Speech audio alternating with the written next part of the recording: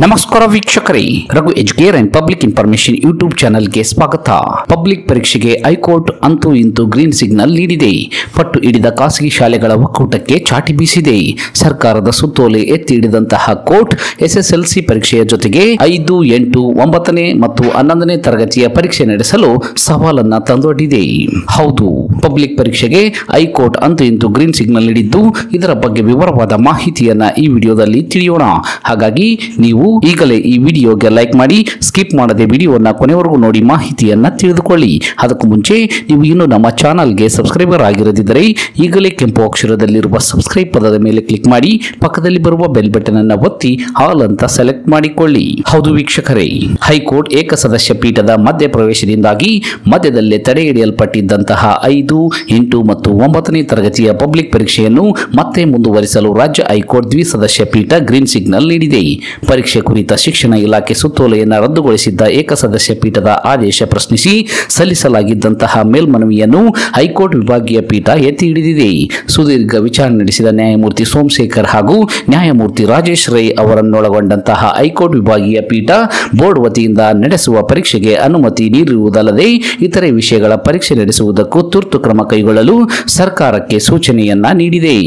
5, 8 ಮತ್ತು 9ನೇ ತರಗತಿಯ ಉಳಿದಿರುವ ಪರೀಕ್ಷೆಗಳನ್ನು ಸೋಮವಾರದಿಂದಲೇ ನಡೆಸಲು ಸರ್ಕಾರಕ್ಕೆ ಸೂಚಿಸಿದೆ. ಈಗಾಗಲೇ 5ನೇ ತರಗತಿಯ 4 ವಿಷಯಗಳ ಪೈಕಿ 2 ವಿಷಯಗಳ ಪರೀಕ್ಷೆ ಮುಗಿದಿದೆ. ಅದೇ ರೀತಿ 8 ಹಾಗೂ 9ನೇ ತರಗತಿಗಳ 4 ವಿಷಯಗಳ ಪರೀಕ್ಷೆ ನಡೆದಿದೆ. ಮಾರ್ಚ್ 13ರಂದು ಖಾಸಗಿ ಶಾಲೆಗಳ ಮೇಲ್ಮನವಿಗೆ ಸುಪ್ರೀಂ ಕೋರ್ಟ್ ತಡೆಯಾಜ್ಞೆ ನೀಡಿದೆ.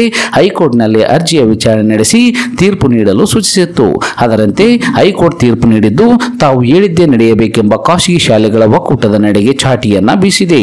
ಕರ್ನಾಟಕ ಶಾಲಾ ಶಿಕ್ಷಣ ಮತ್ತು ಸಾಕ್ಷರತಾ ಇಲಾಖೆಯಿಂದ ಆಯೋಜಿಸಿದ್ದ ಪಬ್ಲಿಕ್ ಪರೀಕ್ಷೆ ಮಾರ್ಚ್ 11ರಿಂದ ಪ್ರಾರಂಭವಾಗಿ ಮಾರ್ಚ್ 18ಕ್ಕೆ ಮುಗಿಯಬೇಕಿತ್ತು. ಮಾರ್ಚ್ 12ರಂದು ಹೈಕೋರ್ಟ್ ಬಳಿಕ ಸುಪ್ರೀಂ ಕೋರ್ಟ್ ಕದ ತಟ್ಟಿ ತಡೆಯಾಜ್ಞೆ ತಂದಿದ್ದರಿಂದ ಪರೀಕ್ಷೆ ಅರ್ಧಕ್ಕೆ ನಿಲ್ಲುವಂತಾಗಿತ್ತು. ಇದರಿಂದ ಶಿಕ್ಷಕರು, ಸಿಬ್ಬಂದಿ ಜೊತೆಗೆ ವಿದ್ಯಾರ್ಥಿಗಳು ಗೊಂದಲಕ್ಕೆ ಈಡಾಗಿದ್ದರು. ಇದೀಗ ಎಸ್ಎಸ್ಎಲ್ಸಿ ಪರೀಕ್ಷೆ ನಡೆಯುತ್ತಿರುವಾಗಲೇ ಇತರ ತರಗತಿಗಳ ಪರೀಕ್ಷೆ ಕೂಡ ನಡೆಸುವುದು ಸರ್ಕಾರಕ್ಕೆ ಸವಾಲಾಗಿ ಪರಿಣಮಿಸಿದೆ.